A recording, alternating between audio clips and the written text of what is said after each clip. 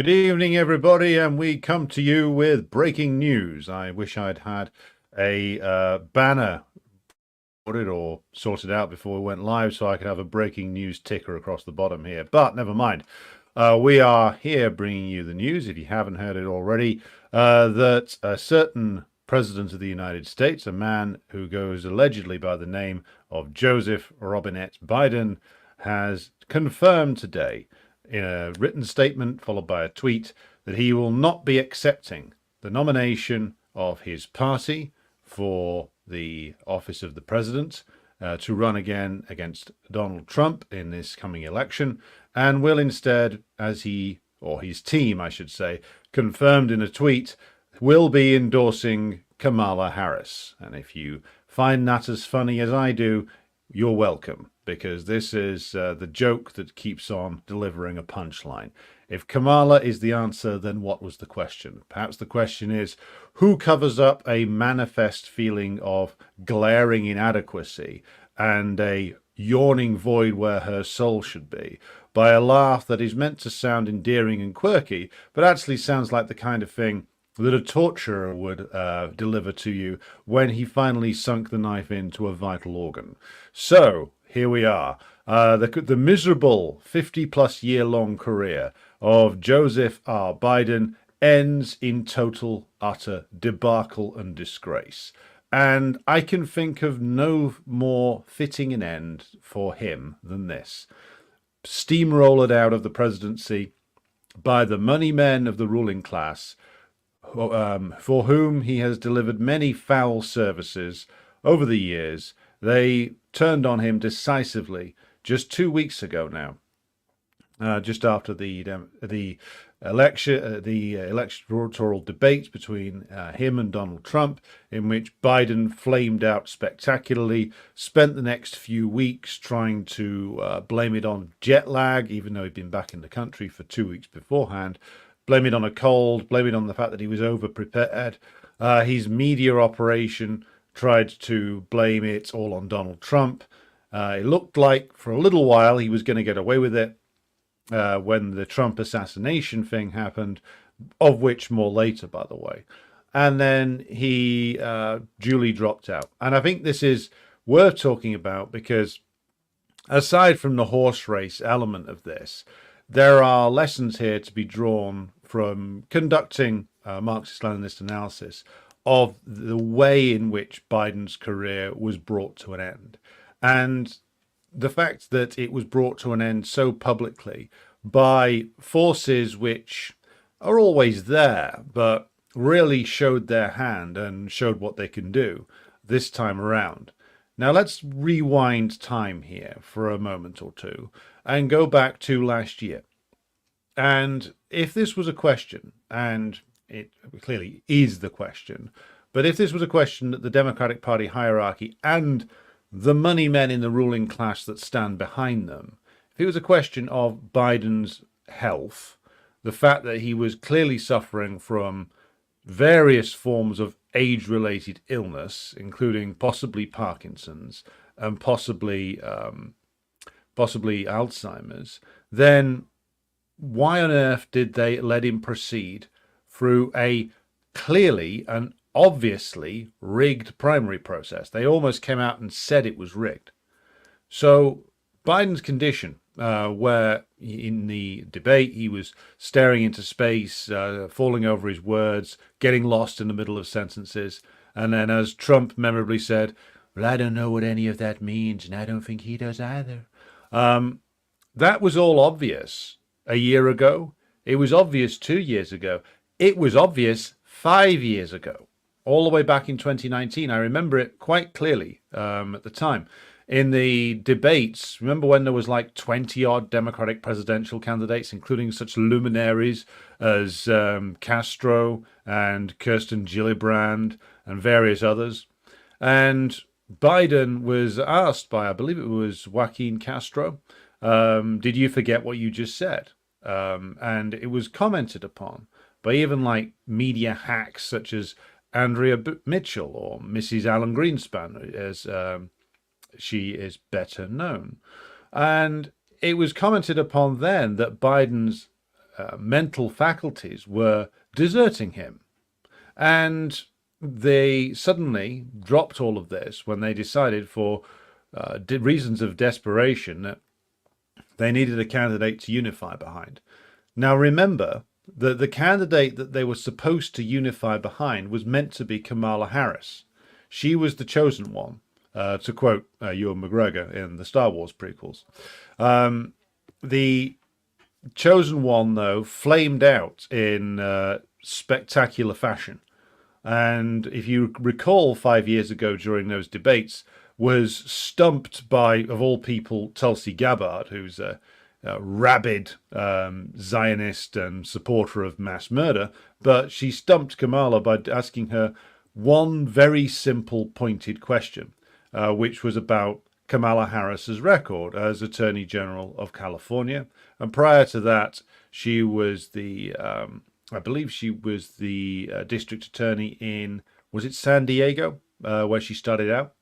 So this question stumped Kamala completely, because what happened was all Gabbard had to do was look at Harris's record, note the fact that she was Kamala the cop, the hardline prosecutor and attorney general who was done for keeping innocent men in prison, who was done for using prison labor to bulk out fire crews in California when they were having to deal with the forest fires there, who had an absolutely horrific record of being like a standard Clinton Democrat reactionary of Biden-like proportions. If you think of Biden's record when it comes to the crime bill, that was Kamala Harris's record. Now, suddenly, when she came to run for the presidency, the consultants who were clearly running her campaign clicked their fingers and said, right, that won't work. Running as a 1990s Clinton Democrat tough on crime type won't work this time around. We need somebody who can be woke. We need somebody who can look like they've adopted some of the Bernie Sanders policies. So remember when Kamala endorsed universal health care? Remember that? Remember when she was all in favor of the Bernie Sanders bill for publicly funded healthcare in the United States, as was Kirsten Gillibrand, by the way. So Kamala was meant to rebrand. She was meant to be the next, she was going to be female Obama. She was going to be the combination of Hillary and Obama together. The perfect combo for the Democratic Party owners, shall we say. And this, of course, didn't happen because when Gabbard asked her that question about her record, couldn't handle it. Mumbled, stumbled, never recovered. I mean, there are meant to be moments in particularly American presidential debates where somebody's owned by the other guy or the woman in this case and can't get over it. I've always had a great deal of skepticism about that. A lot of this is framing of media narratives. But that was a case where she was owned once and just couldn't get over it. Like, it all fell apart after that because she was required to do the one thing which she can't do, but which is fatal to even a modern day politician in the United States if you can't do it, particularly a high profile politician, and she can't improvise. See, an Obama type figure or a Clinton or even Biden in his younger, more coherent days, or even somebody like, that slimy arsehole Pete Buttigieg, would be able to slime their way out of a question like that. They would be able to square the circle between being a tough on crime, lock them all up and throw away the key and use prison labor attorney general, to being the woke, dancing, funky candidate who's going to bring along both the establishment wing of the party and the Bernie Sanders left. And of course, you could, if you were skillful enough, bullshit your way around that. She can't do it and fell apart. And therefore, suddenly, the one that they'd focused all their efforts on, the one whose career had been building to this point, was no longer viable, which leads us to, again, ask some serious questions about the money men themselves. How smart are they if they thought that Harris was a serious contender, given that Harris's whole career has basically been built on, much like Obama's was, being built on identifying who the centers of power are and pandering to them. But Obama was infinitely better actor. So she flames out. Sanders performs well. They need somebody to rally behind. So, of course, Obama makes some calls, gets everybody in line behind old Joe, and they get him over the finish line in the campaign for the primaries by basically relying on the fact that Sanders didn't want to win, which he didn't. I don't think he ever really wanted to win. I mean, I won't go so far as to say that the whole thing was a grift on his part. I think it was on several other people's parts, but there was, of course, the factor that Sanders has been a Democrat in essence since at least 1992, and a loyal, very loyal member of the Democratic caucus, in actual fact. And he describes Joe Biden as my friend. Why would I betray my friend? And so they could rely on old Bernie to fall on his own sword, which he dutifully did. Now, they got Biden through the 2020 campaign when, again, it was clear his mind was going then. He would start rambling, like they would have to keep his campaign appearances very, very scripted. He would very rarely do press conferences, whereas Trump was out there in 2020 like every week doing a press conference. I mean, sometimes he'd be doing like 2 in a week over COVID and other things where he would, of course, ramble and contradict himself and then aggressively go after journalists, but it would all be his own work. It was clear that he was a man who was sometimes not making any sense, but if you listen to Trump over the course of his entire career, he will often not make sense, but he does that in a very confident manner. And it's clear that he hasn't lost anything like the mental degree of mental acuity that Biden has lost. So the 2020 election, they get Biden through it because of the extraordinary set of circumstances, part of which was out of anybody's control. Well, we'll say more on that in another program with regard to COVID, but also in circumstances which the Democratic Party manipulated. So the Democratic Party manipulated the whole Black Lives Matter question. They manipulated the death of George Floyd. They manipulated the events that were going on, so much so that they were very much, I think, leaning into the riots that were going on then, and they were prepared to allow them to escalate. I think there were many forces in the American state who were happy for the riots to escalate in the way that they did, and were happy for things to get worse. The Biden campaign was one of them, because then what they could do is they can talk to the always petrified American petty bourgeoisie and say, well, look what Trump's bringing you. He doesn't look like the law and order candidate, does he? They could say to them, look, you got to vote for Joe. Joe's a law and order guy. Joe can bring the black vote along with him. Joe can sort it out.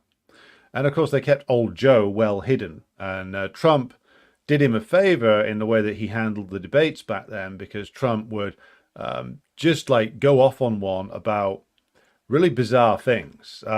He would try and like go after Biden, but he didn't have any of the power of like the one-liners that he was using against Hillary Clinton 4 years previously.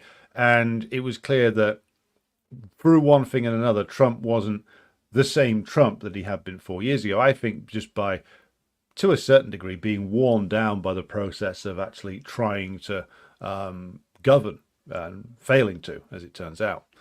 But again, Biden was helped through that campaign because he had the entire media, other than like Fox News, New York Post, a couple of the other like more devoted GOP-friendly media outlets. But most of the media in the United States covered for Biden relentlessly. I mean, including covering for him on the Hunter Biden laptop scandal, which should have destroyed him. Let's just be clear about this. That scandal should have killed Biden's candidacy stone dead. The fact that it not only was his son, is his son, a crackhead, a habitual frequenter of the services of prostitutes, but there's stuff on that laptop which apparently is a hell of a lot worse, that involves teenage girls, that involves all manner of, shall we say, perverted shenanigans, which we won't go into here, but that also there were emails on there chronicling some of old Joe's business dealings with his son and his brother with regard to Ukraine. So this should have killed Biden stone dead. This should have been a scandal which tanked his popularity, revealed him as being this completely corrupt figure, which he has been, by the way, for 50 years. Like, you don't need to go far to find the records of Joe selling himself to the highest bidder. In fact, there's that old video clip of him saying he came to Washington looking to prostitute himself, and that's like from 50 years ago. So again, Biden's record is incredibly clear if you cared to actually investigate it. But again, the entire press, other than a couple of like the more overtly right-wing outlets, covered for him all the way through 2020. So all the questions about the fact that how is this guy running the Black Lives Matter candidacy campaign when he was Mr. Segregation for years, when he was Strom Thurmond's best friend for years, when he used to give speeches where he would say that his name was Joe Biden, he's here there on behalf of Strom Thurmond. And Strom Thurmond, if you don't know who he was, well, he was one of the most hardline and long-serving segregationists in I believe in the U.S. Senate, and he once did, I think it was it like an 8-hour filibuster in defense of segregation? Like he was on his feet continuously for 8 hours filibustering a civil rights bill or something. Like, so this is a hardcore segregationist who was Biden's best friend. Biden gave the eulogy at his funeral. And this was the Black Lives Matter candidate, segregationist Joe, which even Kamala Harris, in one of her pre-prepared lines, launched an attack on him about that. It didn't really work because Biden at the time was tanking anyway. But again, this was a case of the entire bourgeois press unifying to protect him, as did all those intelligence servicemen unified to protect him over the laptop. And so without the complete news blackout of Biden's actual record and the things that he'd been engaged in when he was vice president, and the continual attacks on Trump for things Trump wasn't actually guilty of, such as the whole Russiagate farce, if it wasn't for all of that, then Biden would not have got over the finish line at all. So whether or not Trump's claims that the voting machines were fiddled with or there was blatant electoral fraud in 2020, well, even if that's not true, it's clear that the ruling class at that stage, as chronicled later on in the Time magazine article of, I believe it was April of 2021, when they boasted about this, it's clear that the ruling class put together a coalition which, shamefully enough, was joined by, of course, our old friends in the DSA and the AFL-CIA, who all joined together to get, well, the man now known forever as Genocide Joe over the line. And by the way, he deserved that moniker a lot earlier than he got it. Bear in mind, this is a guy who called for the bombing campaign against Serbia to be intensified back in 1999. This is a guy who was vehemently and rabidly in favor of the Iraq War and the Afghan War. And in terms of the Iraq War, he didn't even back out of actually supporting that until about 2007, just before he launched his latest ill-fated run for the presidency in that year. So, like, this guy was a rabid supporter of that. He was the man who, as we've chronicled before on various live streams, he is probably the reason, more than anything else, why Clarence Thomas is on the Supreme Court. So again, this is the guy who's going to defend abortion rights, who's going to defend Roe versus Wade, the guy who was primarily responsible for Clarence Thomas easing his way onto the Supreme Court. That's your guy. And of course, go back earlier on, rabid supporter of Operation Desert Storm, of course, and the slaughter that was. Go back even earlier. He's the man who surprised Menachem Begin by telling them he should kill more Lebanese. So Genocide Joe is a moniker that should have attached to him probably from about 1980 onwards, at least. So let's be absolutely clear. This is the demise of a very corrupt, murderous, racist piece of garbage, a man for whom it is impossible to have any sympathy for him or his sleazy family. They have met an end that they thoroughly deserve, him in particular. My only regret is that he will now probably go off to a well-paid retirement somewhere on the east coast of the United States and not spend the rest of his days in a jail cell somewhere where he belongs. Him and his son and his brother. Maybe they could all share one together.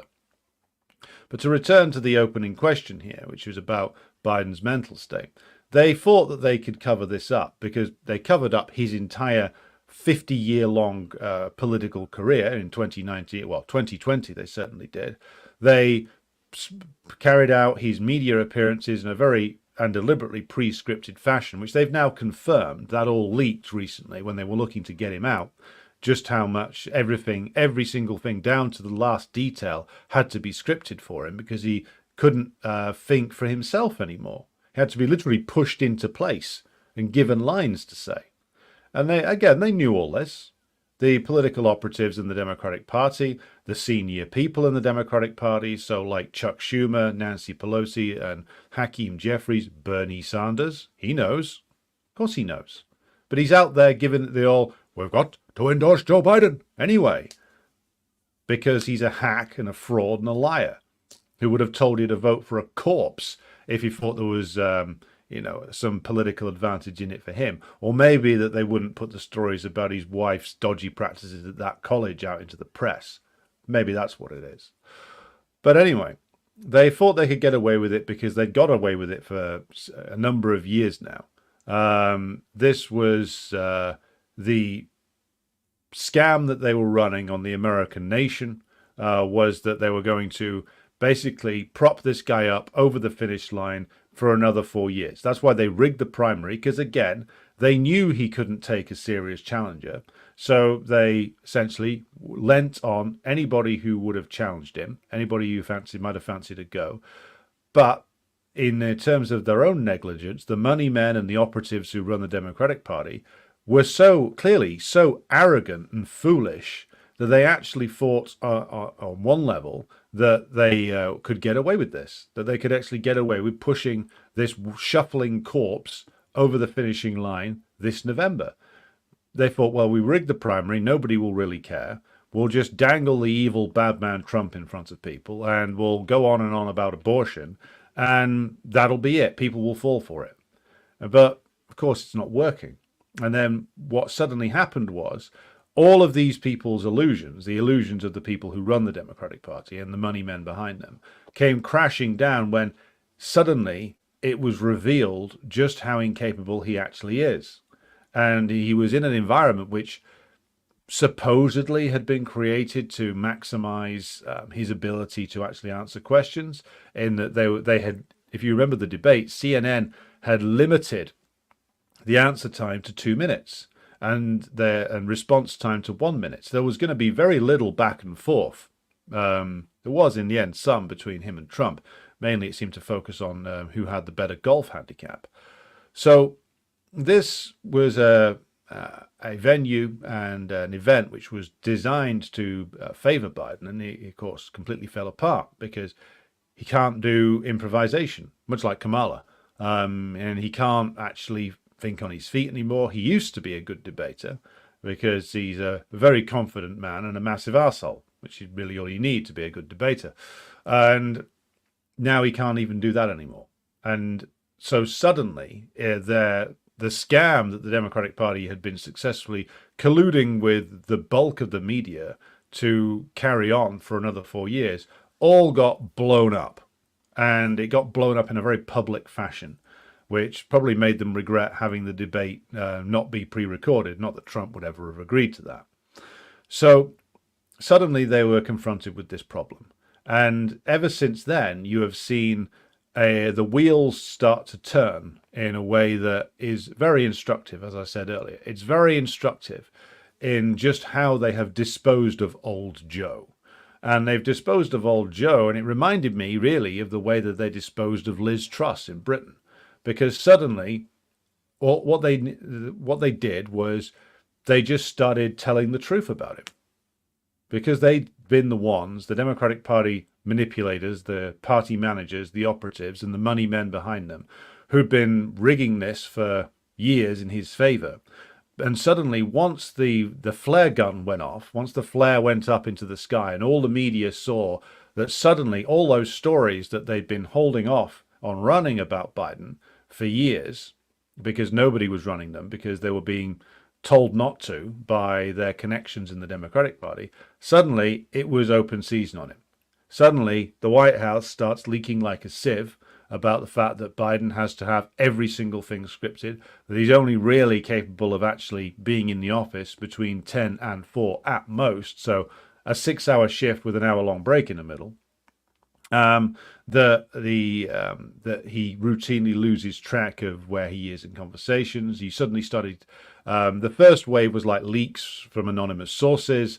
Then you got a couple of Democratic Party sort of no-name congressmen come out and say he should go. Then suddenly you have an editorial that appeared in the name of a certain Mr. George Clooney of Jeffrey's Island fame. Now, there are a lot of rumors about who actually penned that editorial, because I'm willing to put what little money I have down on a bet that says it wasn't George Clooney who wrote that. I don't think he writes his own material. And that the actual mover and shaker behind the writing of that editorial was actually Obama himself. Whether he wrote it or not, I don't know. But it appeared in Clooney's name, which means that the signal goes off to all the Hollywood people, including the Hollywood people who do a lot of fundraising for Biden, that, oh, right, okay, so this is now over. One of the big guy in our circle, Clooney, has put his name to this, so now we need to adjust our calculations. And so you get to the point where it becomes obvious that a large element in the ruling class who stand behind the Democratic Party have lost confidence in Biden. So Clooney represents, along with Obama, the sort of Hollywood money. And if the Hollywood money pulls out for the Democrats, then that's a problem.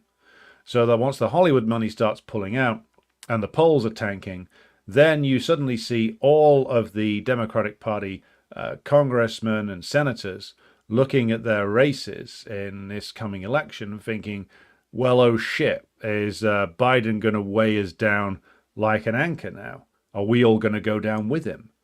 And that will, of course, focus the most scattered of brains, might even focus Kamala's. So then you see, of course, bigger names start to come forward. And it concludes by, of course, the big ones coming out, including Nancy Pelosi, who's retired but still holds a lot of sway in the Democratic Party, because apparently you got to be 85 and absurdly rich to have any say whatsoever in that organization. But you also get like Adam Schiff, or as he's better known, Adam Shit. And him coming out and basically saying out in the open that Biden's got to go. Again, that's a big blow to Biden. And then I think the final blow to Biden was when he had a one-on-one meeting with Schumer, Chuck Schumer, the Senate leader for the Democrats, where he had apparently a one-on-one meeting with Biden and said to him, I won't do a Schumer impression, I haven't quite got the ability to do that level of a New York accent yet. Schumer said to Biden, well, you got to go, man. Essentially, if you stay on, you're going to drag the entire party down with you, and that is not acceptable. I'm pretty convinced that it was Schumer that brought him an offer. He says, look, Joe, if you go now and you go with dignity, hand over the campaign to Kamala, you can get a nice payoff. Don't worry. Don't worry about your son. Either you can pardon him or Kamala will do it, or we'll find some way to get it done. And Trump can't touch you. Pardon everybody. And then we'll make sure that some of the big donors will put up some money and you can have a nice retirement eating ice cream on the East Coast somewhere, or whatever the fuck it is. Maybe they had to throw in some money for Jill as well. Give her a non-job at an Ivy League college or something. I mean, they gave Juan Guaido one, so why the fuck not? So thus comes Biden's career to a miserable full stop. But again, very instructive, because at no point in any of this has there been any opportunity whatsoever for the supposed sovereign people of the United States to actually have any impact upon this process. Biden was chosen by a Democratic Party conclave 4 years ago. Biden was imposed on the nation, really, by a ruling class conspiracy. Again, not that Trump's any better, but let's just call this what it is. Biden was chosen again via a completely rigged and wholly undemocratic process, and then Biden was gotten rid of by the moves made by members of the ruling class. So I realize that, and it's been fairly routine in American presidential elections stretching back many years now, for half the population not to actually vote, or half the electorate not to vote. We're almost at that stage ourselves now in merry old England. But you can't blame that good half of the electorate that does not vote, because why the fuck would you? I mean, as per an exchange I was having with a comrade on Telegram earlier, who I believe it was Marius, who said that it's shades of 1968, and I think that's right to a degree. But first time as tragedy, second time as farce. If the tragedy is the explosion of the implosion of the Democratic Party and the Lyndon Johnson presidency, but it's also let's be clear, Johnson was also a vicious old criminal. Well, then the farce is this, because as my comrade said, at least in 1968, Johnson dropped out because he was in a competitive primary, and he did poorly against Senator Eugene McCarthy in New Hampshire. And that, of course, prompted Johnson to resign, and it prompted RFK Sr. to get into the race once Johnson had quit. And, of course, Johnson handed over to Hubert Humphrey in terms of the nomination, and, of course, that led to the infamous events in Chicago in 1968, where good old Mayor Daley unleashed his goon squad cops on the anti-Vietnam War demonstrators there, who were protesting about the coronation of Hubert Humphrey following the assassination of RFK Sr., which followed, of course, the assassination of Martin Luther King. So we are back in the territory of first time as tragedy, second time as farce. This, I am loath to quote the grand old fraud of Ljubljana, Slavoj Žižek, but I believe it is appropriate to use one of his lines here, which is a good one, which is where he said, I believe it was in the Parallax View. I could be wrong about that. It's years since I read the old bastard. But the line here is apt, where he says that the farce is more terrifying. And in this case, the farce is showing us the unraveling, the very public unraveling of the American imperial state, the state run for the benefit purely of American monopoly capital. And they are now barely even bothering to keep the democratic veneer pulled over the top of it. And before we pause here for questions and comments, I want to also talk a little bit about Trump, because it's been clear for a few weeks now that a large number, or a significant number, of the American ruling class has been moving behind Trump. Many of them found him objectionable for reasons we've gone into many times before, mainly down to his, I think, pettiness and unpredictability, and his playing to a crowd. They don't like those kind of things. But I think that they've brought themselves around to the point where they can make a bargain with him. Indeed, they have. Certainly, the Silicon Valley men, personified perhaps by Peter Thiel and his protege J.D. Vance, are behind Trump now. Even Zuckerberg, who Trump's whinged about constantly, was going on about how cool Trump was the other day. You've even started to have favorable media coverage for Trump running places like CNN. There's even been, just on the side of the British media, who, of course, obsess over American presidential elections in a very undignified fashion. But that, of course, is a manifestation of bourgeois ideology, because our ruling class's fate is tied to yours, America, ever since they gave up trying to be a purely independent imperialist power in, well, for sure 1956 after the Suez debacle. They have tied themselves to American imperialism to preserve their own influence in the world. And so the reason why our bourgeois press obsess over your elections is because it is very much impactful upon the stratagems of the British ruling class, what the power dynamic is within the bourgeois political system in the United States. It leads to very undignified and pathetic spectacles, such as like British so-called journalists or bourgeois journalists or propagandists obsessing over every detail in like the New Hampshire primary or something like that. And many of them, I truly believe, these, especially the really bourgeois journalists who come from a bourgeois background, much like Churchill himself, who said that he wished he had been born American because that's where the imperialist power was going. Many of these people want to be citizens of the United States in a very embarrassing fashion. There's no more of an embarrassing, shameful creature than that of the British emigre. The British emigre to the United States, particularly one in politics or journalism, is a particularly embarrassing and shameful creature. Look no further than a certain John Oliver, a man whose face I can only describe as infinitely punchable, or somebody else, for instance, a certain Mr. James Corden, a man who I would punch in the face, but I fear that he would eat my hand. So, again, British emigres to the United States, if you think you don't like them, I like them even less. And you couldn't even keep Piers Morgan over there, for fuck's sake. But the point to get back to is the British press have started running less hostile coverage of Trump now, meaning that the trial balloon has gone up. Some kind of conversations have been had behind closed doors with Trump. They're testing Trump out in terms of his marketability to the ruling class. And it has, of course, come back in his favor. His survival of the assassination attempt, of which more later, has boosted his popularity enormously. And with Biden going down in flames and everyone, even in the dumber end of the American ruling class, can now see that Kamala ain't going to cut it for them, they've come around to the idea that, well, Trump is probably the best way forward for us for now. He's only going to be there for 4 years. J.D. Vance, I mean, some in the American ruling class might not care for him too much, but again, like the Democratic Party has 4 years to sort itself out. If they get over this defeat against Trump and pull themselves together, they can have a better run at it in 4 years' time. So for many of the ruling class, they're thinking, well, even if they don't like Trump all that much, they can put up with him.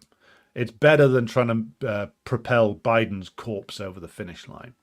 And just to finish off this particular section, I want to do an addendum here, which is about the Trump assassination. But in actual fact, I will pause on that because we've got a lot of comments coming in on the comments section here. So I will scroll up and see what is moving and shaking. Right, okay. We got Feathers McGraw watching us on X. We have Arnold with us, as we do have Munis and Frida. Jerry, I'm glad I've saved you from moats, comrade. Zain Mudassir says, later, Joe. Rot in peace in hell. Indeed. Will Johnson, who says, I wonder if Biden knows that he's not running. Does raise a rather obvious question, doesn't it? Did he write that statement? My guess is not. Hello to Shanish and Scott and Potted Rodent. And Lee is with us, as is Marius. Hello to you, comrade. Mogridge says,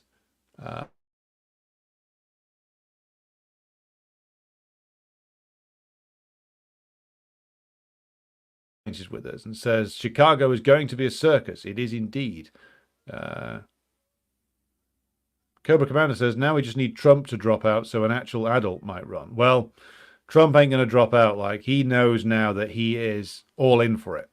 He is absolutely, I wouldn't say nailed on to win, because things can always happen, but if things continue on the current path they are on, then he looks likely to win.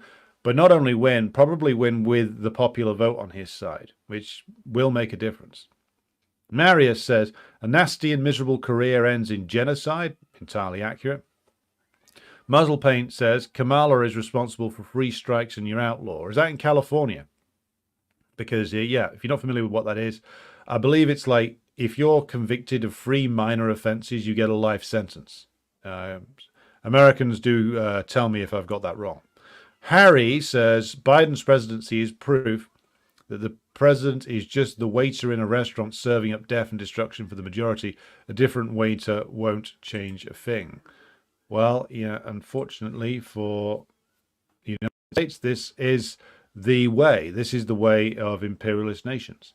The way in which these things go, as always, is that the imperialists require a political system which is smooth and efficient, and a smooth and efficient, heavily bureaucratic political system is what you therefore get.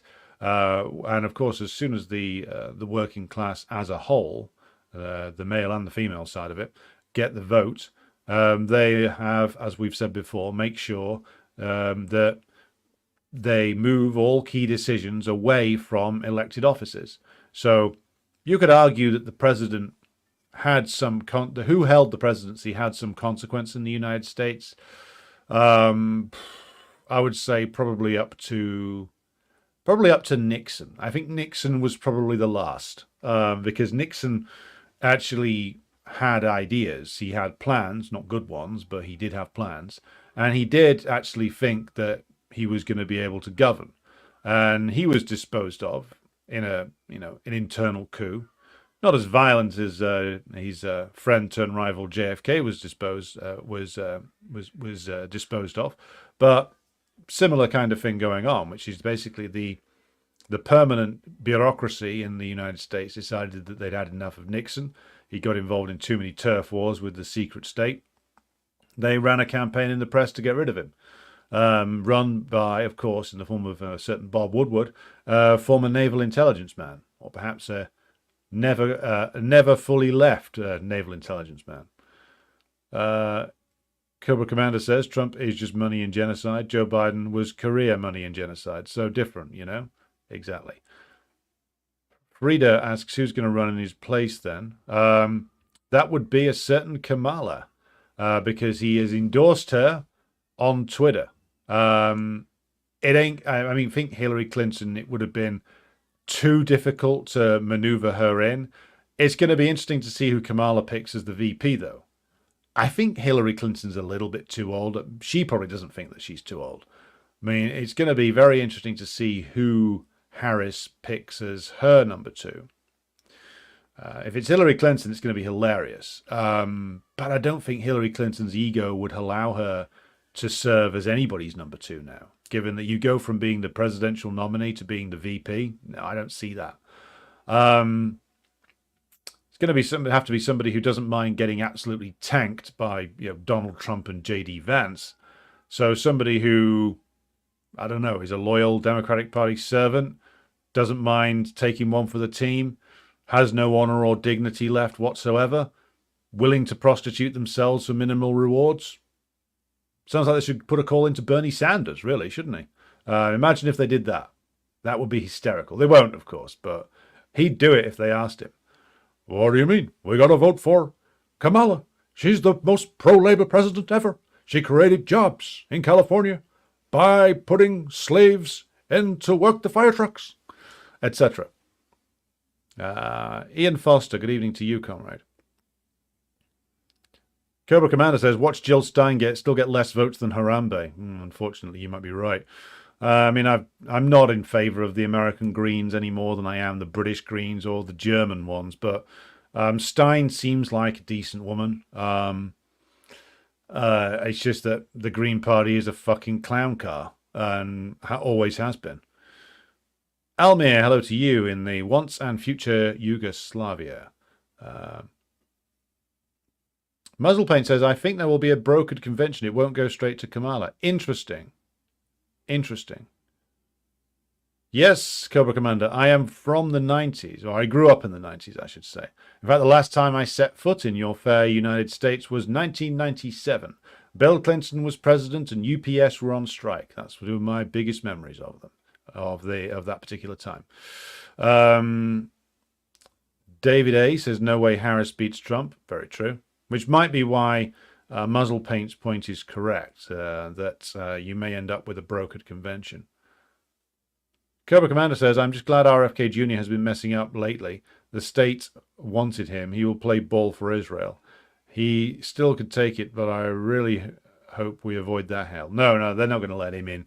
I mean, he's all in for the Zionist colonial state, but he's said too many things about, particularly like Fauci and the medical industrial complex. He's said too many things that are true on that.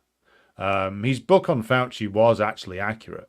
So, like, yeah, he's a degenerate in so many ways, but he said certain things which are true, and he's said too many things on those things which are true. So they won't go near him.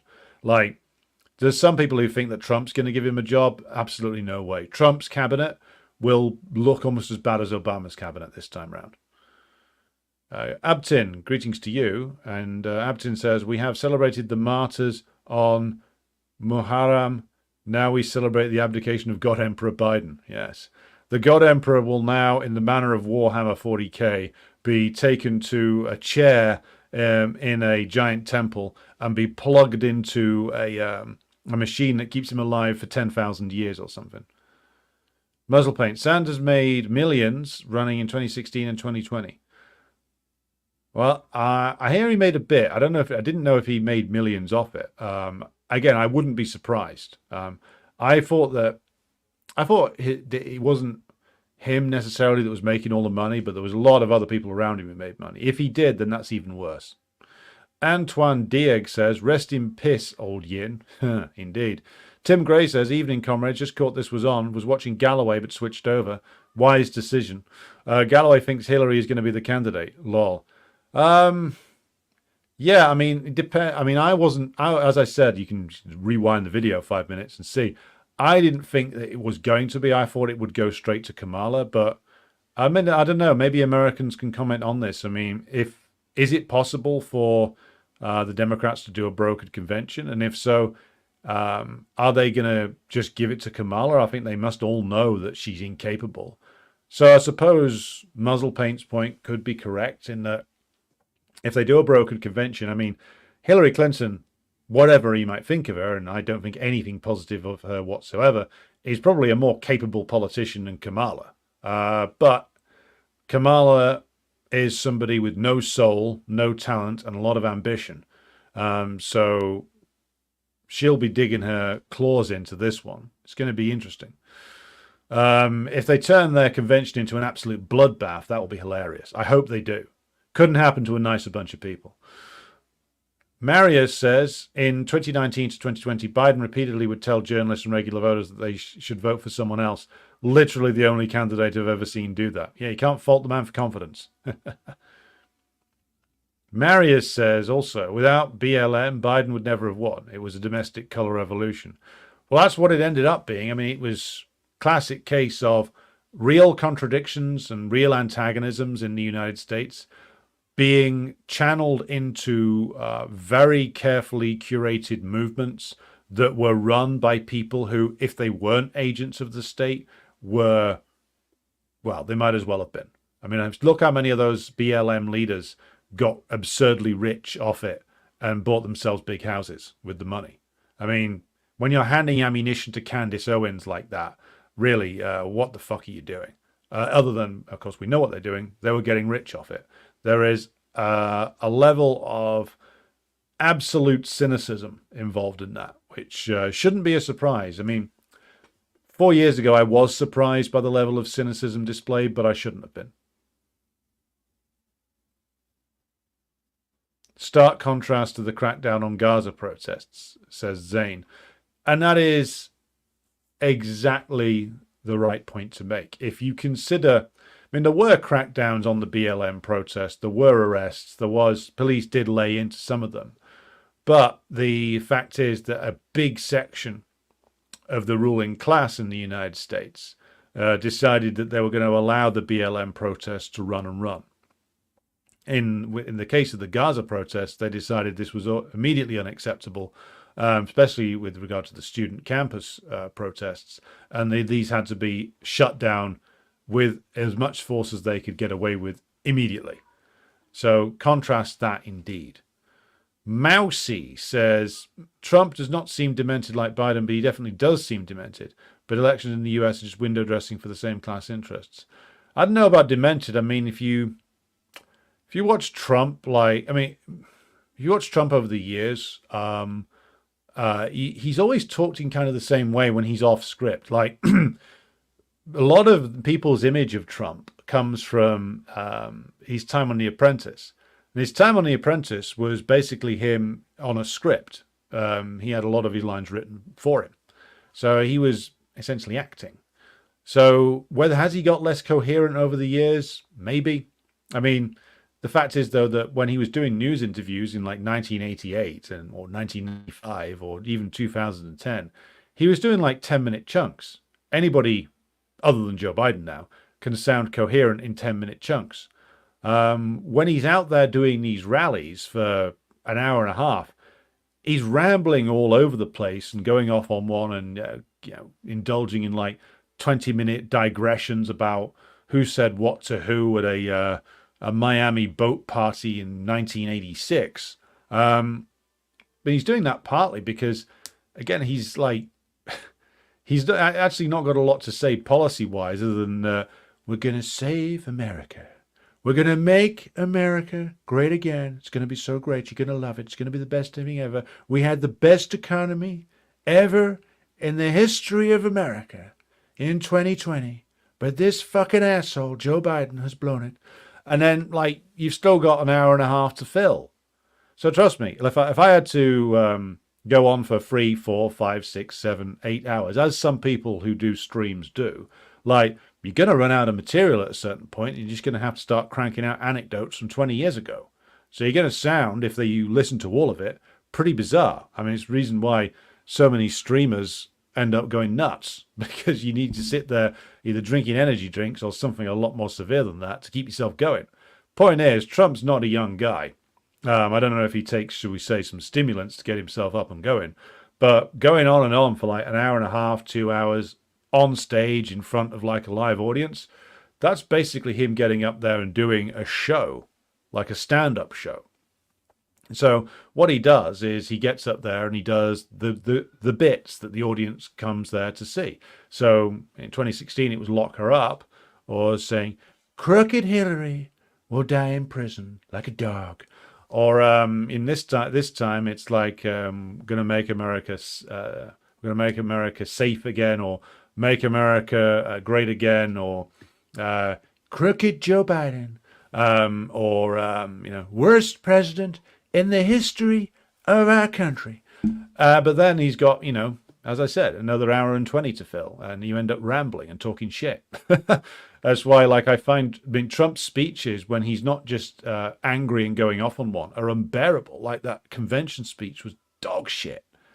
But his way, how you can tell, he was getting more favorable coverage in the press. I think it was Sky News here covered it saying, a more dignified Donald Trump today reflected upon the nature of mortality at the Republican convention. It's a more restrained and statesmanlike performance from the former president, who has been criticized in the past for his fiery style, now reflecting upon the nature of his own soul.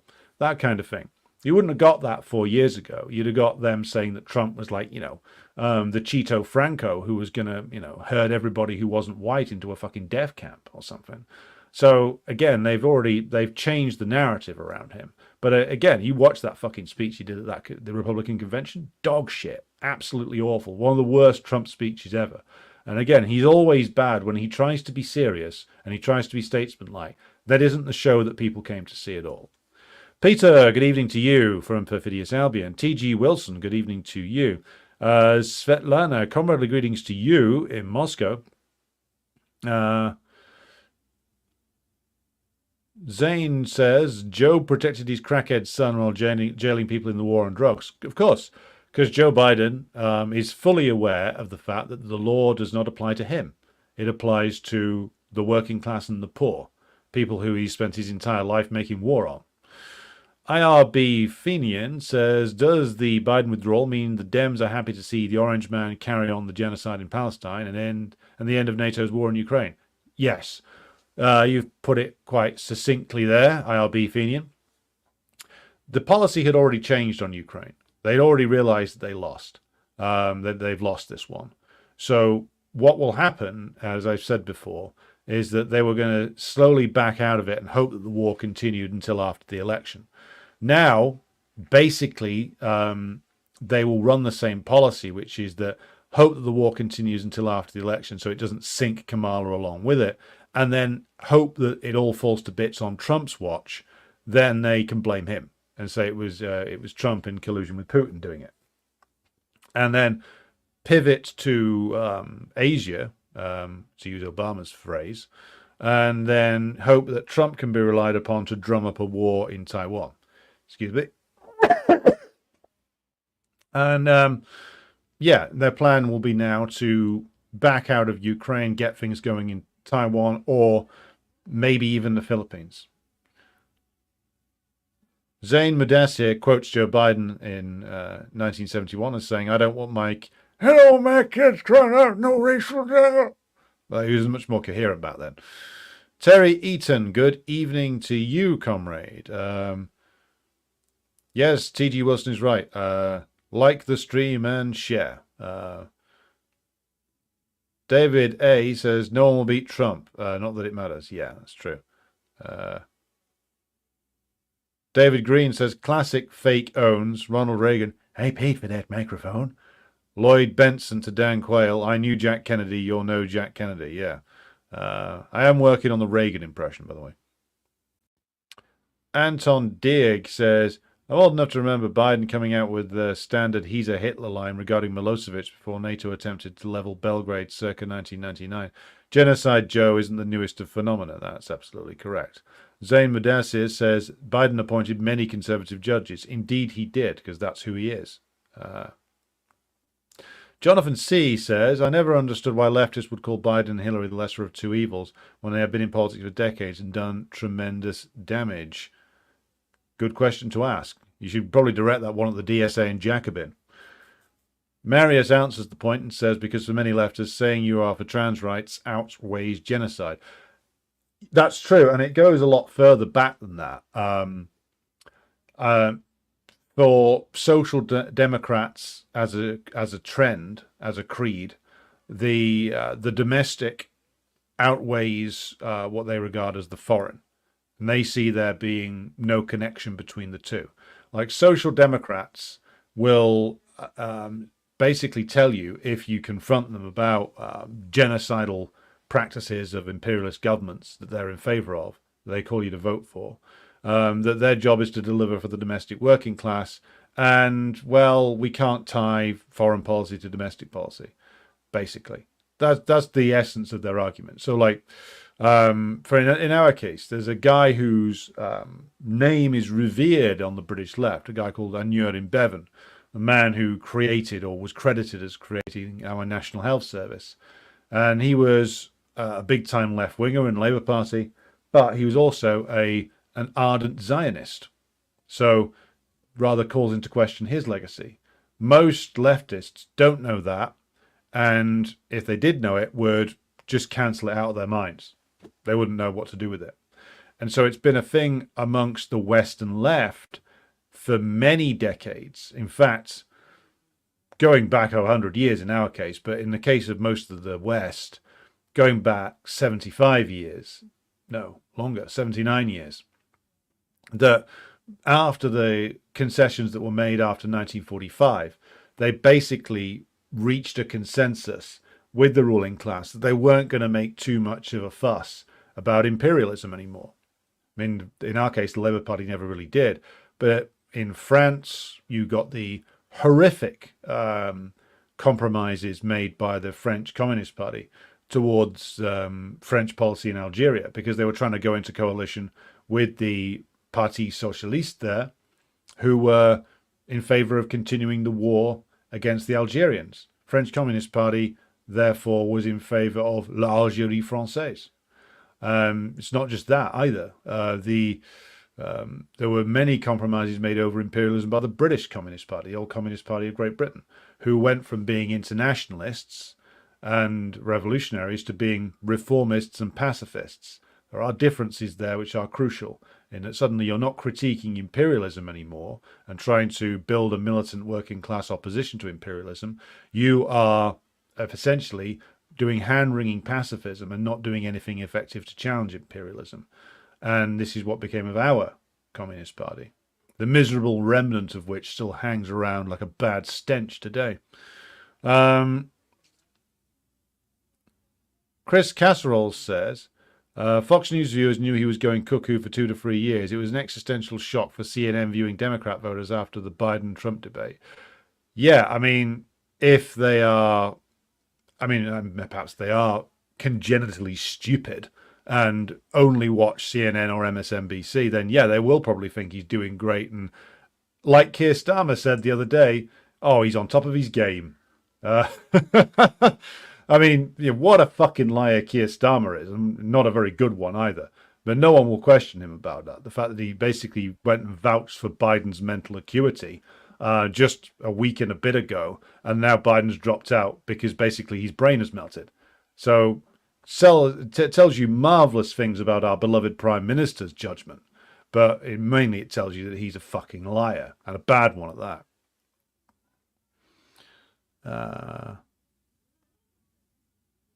Yes, Mousy, they have claimed that Putin is worse than Hitler.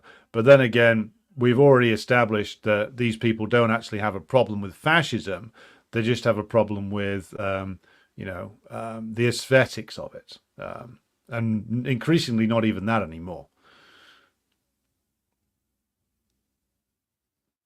Antoine Dieg says, Harris is screwed too. She can barely string a sentence together half the time. Someone who jailed so many non-violent drugs offenders in her time, it's ironic she always sounds out of her nut.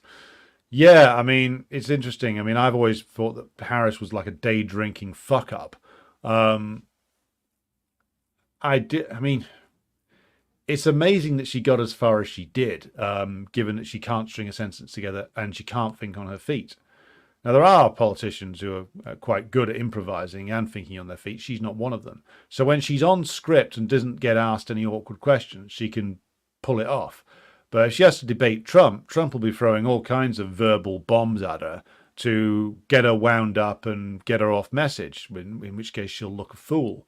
The Democrats will probably know that, which might mean that Muzzle Paint's point from earlier on would come to pass, which is they might go for a brokered convention, try and stick somebody else more capable in there, but we'll have to see.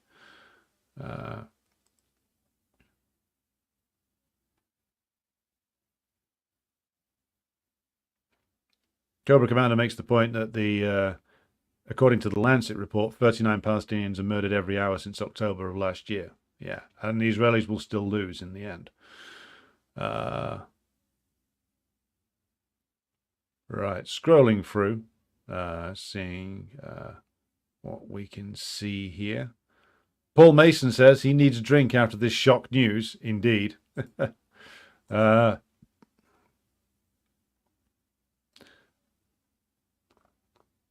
Mudassir said Johnson also had health issues, died a few years later. Yeah, it's a strange thing. People who suddenly leave the presidency often find that it was only the presidency that was actually holding their health together.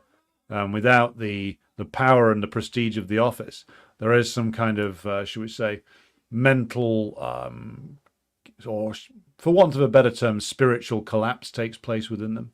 If Johnson had got another term, he would probably have lived through it. The spirit does matter, even when the body is failing. The spirit being sort of as I've said before, more of a fusion of the mental and the physical rather than something religious. Chi-Ji Wilson says that was the era when Watergate was all of the compliant media taking its marching orders from the Democratic ruling class, whereas COINTEL, far more significant, was carefully ignored. Indeed. Chris Casserole says, didn't MC5 play an 8-hour gig outside the DNC in 68? That would be funny if they did. Antoine says, though I'm in Scotland, I'm having to sit with CNN on in the background. Anderson Cooper has looked like a broken man recently. Good. I'm sure he can get some new plastic surgery to cover that up.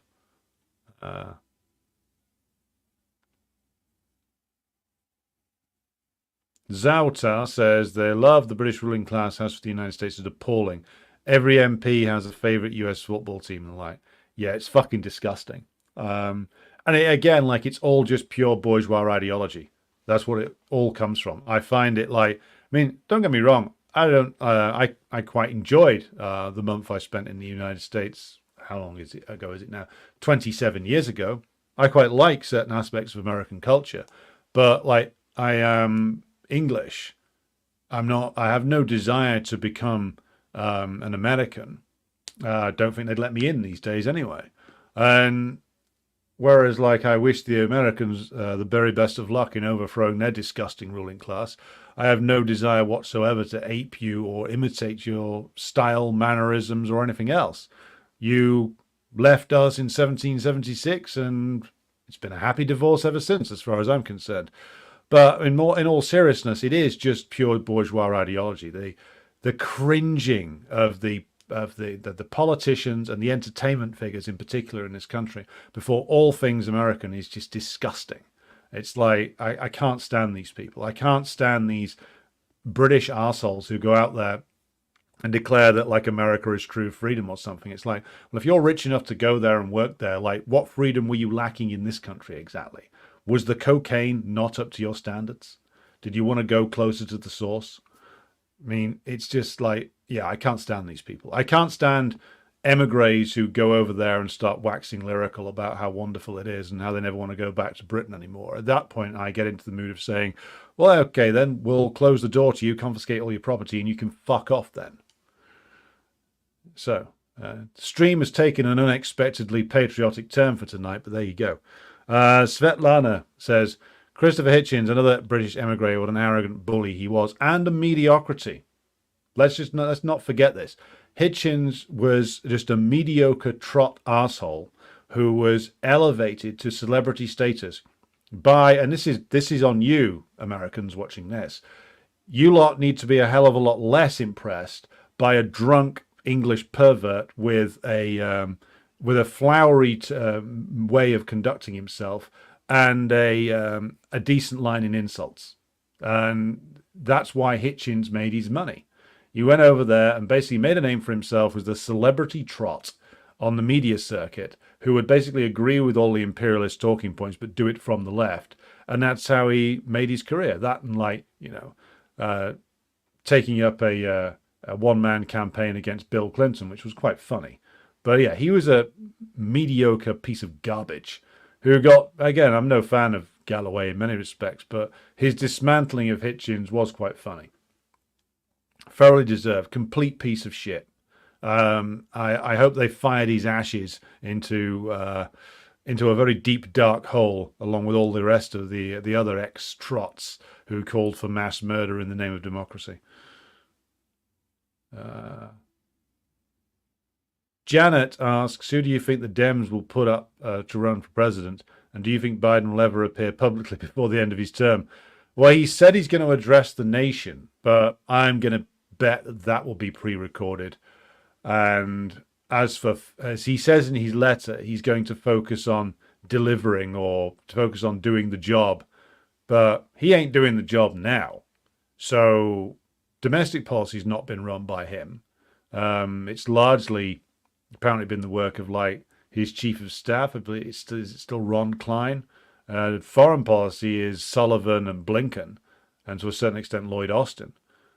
Kamala got nothing to do at all. I mean, she was given the border, which is a bit of a thankless task. Apparently, that's the reason why her and Biden don't get on. But, like, no, I think he'll just disappear. Like, there'll be a few on-camera events where he'll be shot carefully in the distance. But much like we were just talking about Lyndon Johnson and his health spiraling downwards, same might be true of Biden. If he's been forced into this, and if he did, I mean, I think he did have that one-on-one meeting with Schumer, where Schumer basically just told him, look, you're too fucked up to stand, Joe. And if you insist on going ahead with this, then there's going to be no money for any of the rest of us in our campaigns. And not only that, there's going to be no money for you. If you insist on running and you flame out and lose badly to Trump, not only will there be no money for your campaign, there'll be no money for you afterwards either. Because he's not a wealthy man, Biden, I don't think. He doesn't have a great deal of cash for all the corruption he's engaged in over the years. And so Schumer probably said to him, I'm guessing, something along the lines of, Joe, if you go quietly, there's a big pile of money for you. If you choose to make this ugly, well then, not only will there be no money for you, no safe retirement, but can't guarantee that the next guy, if it's Trump, doesn't open up 1,000 investigations into your son and you. So why don't you go now, old chap, and go to that nice safe retirement somewhere? So Biden will know it's all over. We were joking before about him not knowing where he is, or not knowing that he's dropped out of the race, but he'll know. And so we can expect his health to deteriorate markedly now. Once that's happened, and he's absorbed the news that basically he's not president anymore, that essentially he's been railroaded out, I would expect he'll be dead within 6 months. Abtin says the Biden dictatorship has actually managed to make society more repressive in just 4 years, partly to keep people from saying the obvious about him and his old age problems. Oh, people are saying that the obvious. It's just that what's been going on for years is that the any addressing of reality inside the bourgeois press has not been allowed, and therefore now they've had to pretend for 4 years that a demented man is somehow right on top of his game, just like Keir Starmer was pretending that this was the case the other day. They've had to pretend that black is white, up is down, a man is a woman, just by saying that he is, and other such lunacies. And so what it's done is it's meant that millions of people, no matter what political beliefs they might subscribe to, many of them might call themselves right-wingers, conservatives, whatever, but they've all tuned out of the bourgeois press now. And so its power has drained away as the situation gets more ridiculous and the bourgeois press's role as propagandists becomes ever more obvious. Their value as propagandists become less because people aren't as stupid as the bourgeois want to think they are. Workers aren't as stupid as the bourgeois want to think they are. They can see that the president is demented, the media is lying about him, and that nothing that the politicians or the media say about being, I'm resigning at the time I got the best economy in the world. The American worker knows that that's not true, and knows that he or she is getting bullshitted continually by CNN, MSNBC, ABC, etc., CBS. So he or she is tuning out of the bourgeois press, meaning that their value gets less every year. T.G. Wilson says the Pinhas Lavon affair is worth a gander in relation to the French-British connection with Israel getting nukes. Secret quid pro quo with Anthony Eden. I will make a note of it. I've heard of it before. I haven't done any investigation into it. Luther92 says, Cold War, Churchill, Iraq War, Thatcher, Blair, America follows UK's lead. You couldn't be more wrong. You couldn't be more wrong. The British ruling class gave up any attempts at autonomy 70 years ago almost now, and has been following the US ever since. They have no power to insist upon anything anymore. And you really think that what? America is some kind of innocent in all of this, led astray by the old evil imperial master? Come on, man. You're, to quote Joe Biden, come on, man. Your ruling class fought a successful revolution and civil war to establish a powerful nation state. The American ruling class essentially bought out the British ruling class in World War I, insisted, as to be fair, Michael Hudson's work on this is good, in that he chronicles the ruthless pursuit of the payment of the British debts by the US after World War I, and again after World War II. So this idea that Britain is leading the US around by the nose simply isn't true. The British ruling class got pushed to the edge of total bankruptcy. They got fucked by the US in 1956 and have had to follow the US around and beg them to indulge their interests ever since then. Martin, greetings to you. Albert, good evening to you.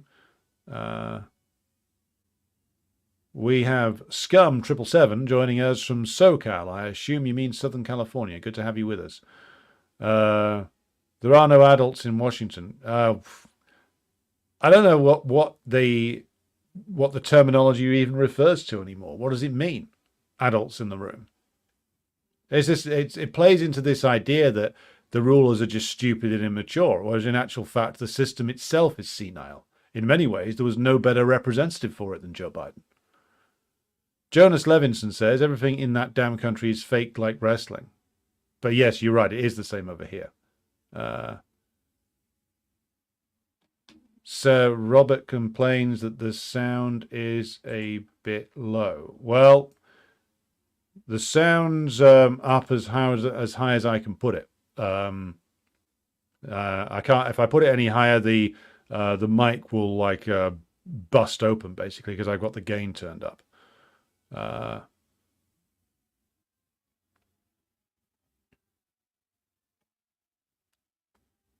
Scrolling down. Bernie impression needs some work. Yeah, you're probably right. I'll have to workshop that for a while.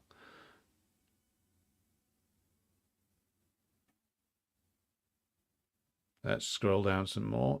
AJ Williamson says, I'm not sure Trump will win by a landslide. The opinion polls are only showing him 2 to 3 points ahead. So why are the bourgeois media pushing the narrative Trump is way ahead? Self-fulfilling prophecy in some ways. I mean, they pushed the narrative that the Labour Party here was miles and miles ahead. Now, it's true there was a big gap in theory between them and the Conservative Party, but again, you break down the actual results and it really wasn't the case. I think the reason why they're pushing the idea of him being miles ahead is that, well, there's probably more than one reason.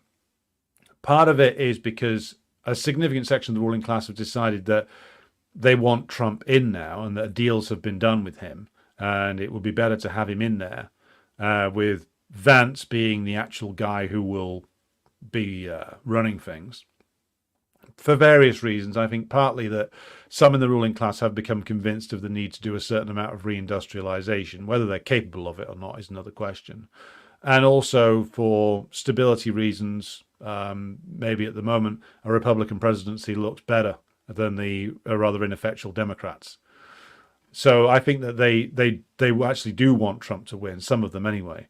Others who are perhaps more aligned with the Democrats will be putting that out there, the idea that Trump has this enormous advantage, in order to turn out the Democrat vote, scare all those leftists into suburban liberals into turning out for whoever the fuck the Democrats put up there now in November, with the idea that it's got to be it's going to be motivation to get them out to the polls to vote against the bad guy. Maybe it's that, a little bit of that as well. Judith says they won't pick a 2 female ticket. They need a VP who will be their real chance for president, ready to step in when Kamala abdicates. Interesting point. We'll have to see how that goes. Svetlana says, my Russian news feed is saying rather cynically that experts here in Russia reckon the Dems will go with Harris because she's a woman and, what's more, a person of color. Well, they may end up going with Harris simply because they're going to lose, so you might as well just hang it around Kamala's head and get it over with. Greetings to Christopher Rogers, who joined us. Albert says, I much prefer an idiot in power. God help us if we have another Sir Tony Blair. Well, I mean, Blair was just, he was a decent actor. But he wasn't the genius everybody pretended that he was. I mean, the more you see of him out of power, the more you know that he, much like Obama, was just an actor playing a role. So I don't think he was like some sort of diabolical genius.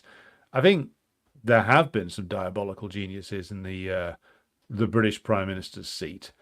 David Lloyd George being one of them. Stanley Baldwin possibly being another. Certainly an able bastard. Churchill, big bastard, being another. But most of the post-war ones, not as much. Charles Ghost says the DNC could elect another candidate. My understanding is that it could be tricky to transfer campaign funds to anyone other than Kamala. Yeah, I'm thinking it probably is going to be her. Irish Partisan joins us from Minsk and says the Assad curse strikes again. Indeed it does, as does the Putin curse. Putin was meant to have died at least 3 times over the last couple of years, and yet he's still standing. Biden won't be standing for much longer. Marius says Hillary won't be it. Back in 2020, she met with all her Wall Street donors on Long Island, and they told her in no uncertain terms that she wasn't getting their support. Definitely not in 2024. Interesting. Richard's applied to join the Telegram channel. I will check that after we are finished here, Richard. Reverend Ripple said it will be Kamala. No one else will accept the certain loss to Trump. Yeah, and Kamala will be so drunk all the way through it, she'll just enjoy the experience. Zane notes that the BLM leaders bought houses for themselves worth millions. Yeah, that's the payoff right there. Good afternoon to Jenny, who's joined us. You were working and listening to Galloway. Well, it's a free country, allegedly, though not really. President Jesus says, is Kamala going to pretend to be less hostile to Palestinians to win Michigan? I hope the left isn't dumb enough to buy it, but nothing would surprise me. Expect Kamala to... I mean, she'll be praying that the whole thing's over by the time she has to answer any awkward questions about it. I mean, she's going to pretend to be... Well, she's already said that she's in favor of a ceasefire. So given that this whole thing is going to be hung around Biden's neck, then she can now go around and say anything she likes. She can declare herself to be in favor of a ceasefire. She can be declaring herself to be in favor of a Palestinian state. She can say anything because she's probably not going to win. And she might as well just pander to every single group she can possibly find in order to try and undo the damage done to Biden by his support for the genocide. So rule out nothing. Don't even rule out her making like campaign stops with Bernie saying that she's in favor of a new deal for American workers. Anything, you know. The DSA will probably endorse her at this stage. Judith points out that when Hillary was running last time, nobody came to her rallies except staff. Yeah, nobody actually wants to see Hillary, except possibly like some very upper crust women who are associated with her, but nothing. There was never any enthusiasm for her. Not really. Frida says this reminds me that I hate Hassan Arbi. Is that Cenk Uyghur's nephew? Never watched his show. Don't care to. Sarah says, watch the obfuscating media narrative begin with the greatness of Kamala. The propaganda in the coming months will be sickening. That's true. Though I think it's not going to do her much good.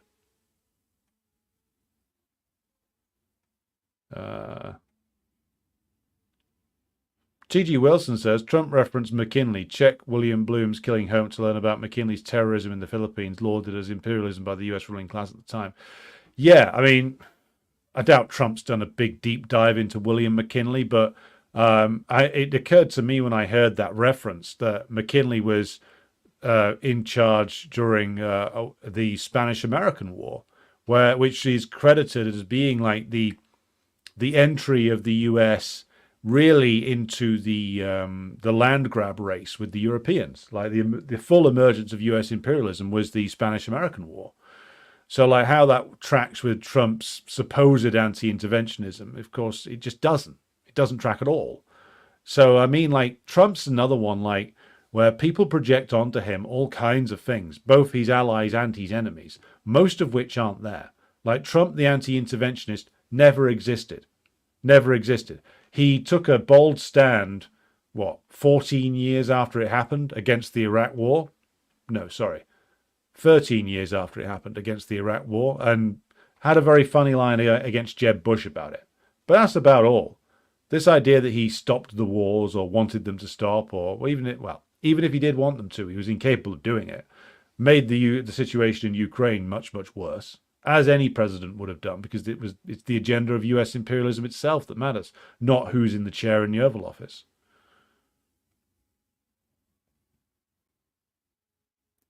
Yes, Jenny, they are confident that Trump will play ball. A deal's been done. Trust me.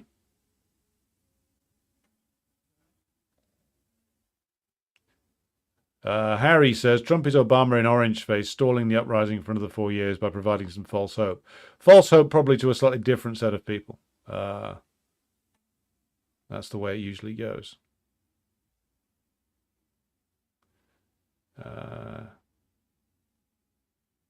Good evening to you, Harold, and who is joining us. Strolling down. AJ Williamson says, Nye Bevan, even the best, in inverted commas, Western Social Democrat, is still pretty shit. Yep. Social democracy is objectively the moderate wing of fascism. It's to paraphrase Stalin. And it is. And to be honest, I used to laugh at that statement when I was a Trotskyite. I began to understand it more recently. And now when I look around, I can just see how right he was. A great deal of wisdom is contained within that statement. Zayn Madassir said, French socialists of the 1950s fully supported atrocities in Algeria. Yep, and the French communists went right along with them.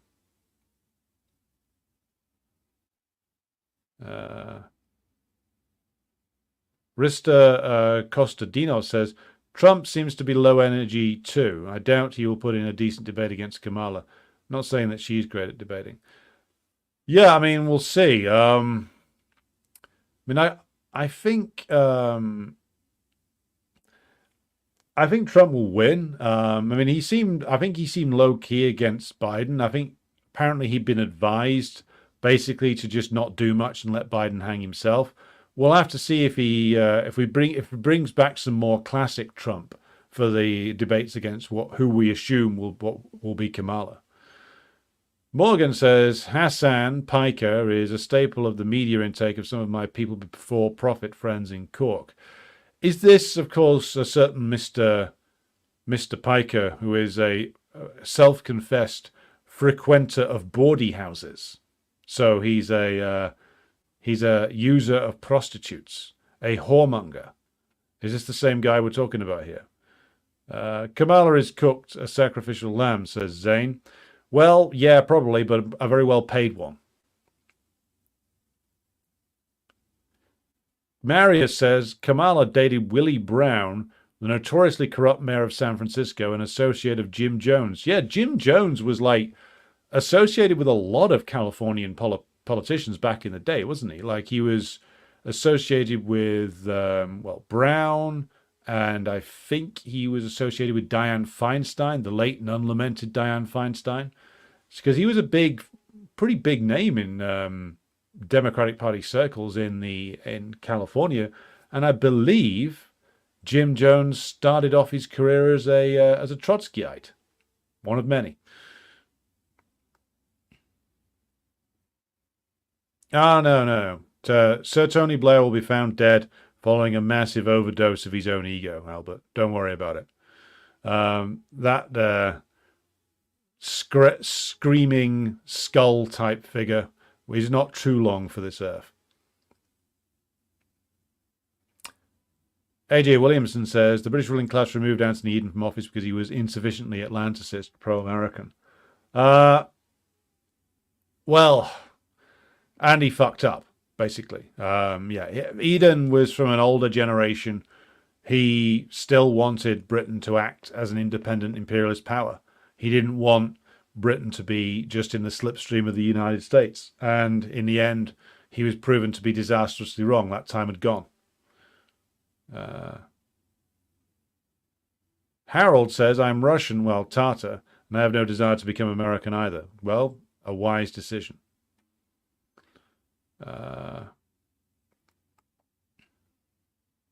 AJ Williamson said, they removed Harold Macmillan because he was too keen on the Keynesian post-war settlement in favor of Alec Douglas Home, who was a proto-Thatcherite.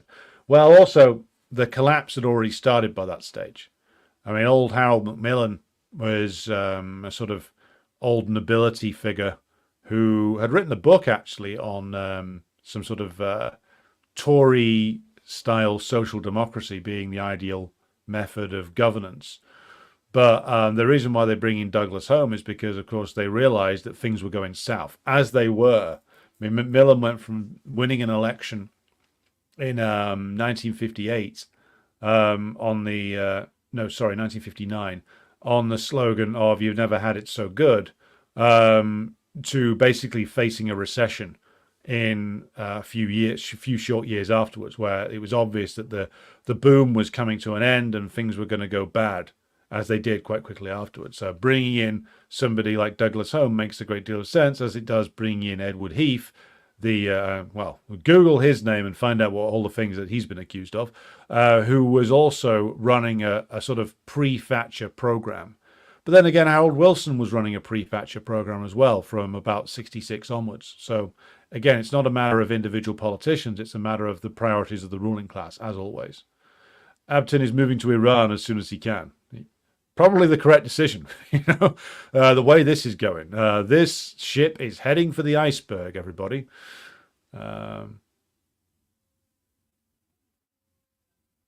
Yes, AJ Williamson.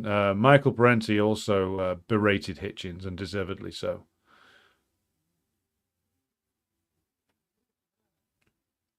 Biden won't get the chance to paint, of course.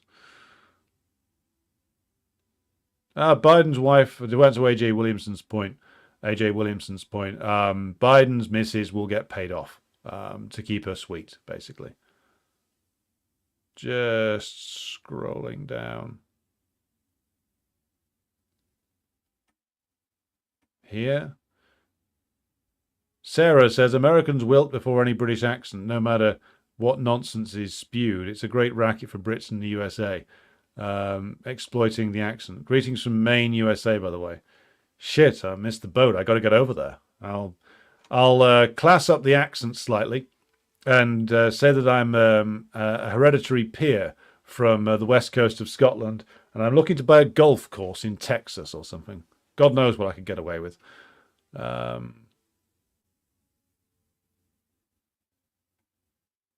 Sarah says, keep in mind that Orwell was Hitchens' hero, says it all. That is indeed the case. I read Hitchens' book on Orwell, and it's an absolute laugh riot, trying to justify all the shit that Orwell said and did that is manifestly against even the beliefs that Hitchens said he had at that stage. Orwell was, of course, a vile anti-communist, a man who was a state rat, who ratted out Paul Robeson to the British MI5, who plagiarized most of his most famous work, Animal Farm, off, I believe, a Russian author, and whose reputation is mainly based on the fact that he was promoted relentlessly by the CIA and MI6 as pieces of anti-communist propaganda. Fuck him and anybody who admires him.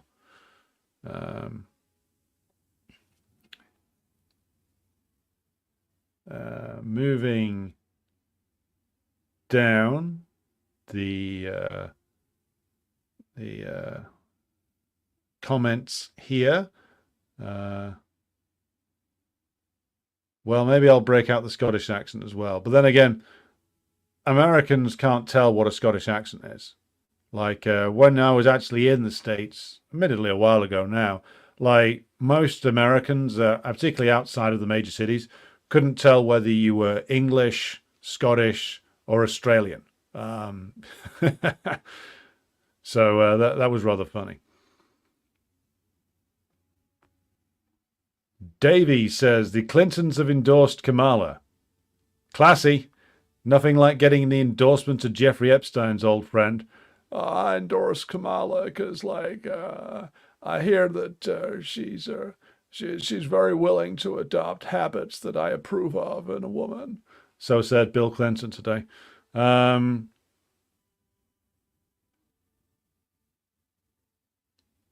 Well, I don't know. Well, Kamala's not in charge, but then again, Biden's not in charge either. Even if Biden dropped dead today and Kamala got coronated officially as president and, handed the keys to the White House, she wouldn't be in charge. She would think that she was in charge, but the machine is in charge. Jimmy Carter last year asked Joe Biden to deliver his eulogy. I think Jimmy Carter is going to outlive Joe Biden, to be honest. Zane Medassia says, Spanish-American War is extremely brutal. Over 100,000 Filipinos were killed. Yeah, it's a real fucking slaughterhouse.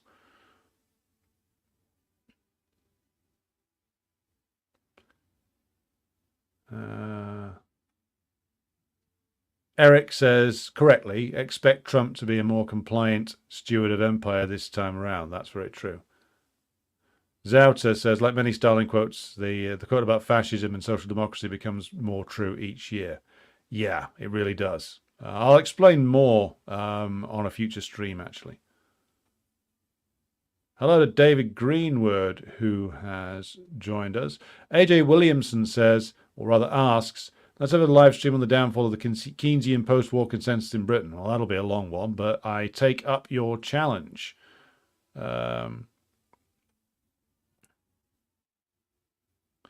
Eric says a Scots accent is the default comedy accent for American movies. Well, I should get working on mine then. Maybe I could take up some acting jobs in some low-rent, straight-to-Netflix dramas. Yeah, that is one of Mike Myers' legacies. Okay, right. Thanks to everybody who's tuned in tonight. We have 412 of you watching. So I am going to draw things to a close for this evening. I was only meant to go half an hour. We are 90 minutes in. So tune in again tomorrow. Going to be having more on this and more on the theories around the Trump assassination. So be sure to join me for that one. And thanks to everybody who supports the program on Patreon, where you will be able to find audio-only versions of all of the live streams, plus extra editions that come out on there every month. And thanks to everybody who also supports the program on Buy Me a Coffee as well. Your support makes all this, including the impressions, possible. Right, until tomorrow then, thank you to everybody who's joined in. Be sure to like and share this stream if you haven't done so already. And I will be back with you again tomorrow.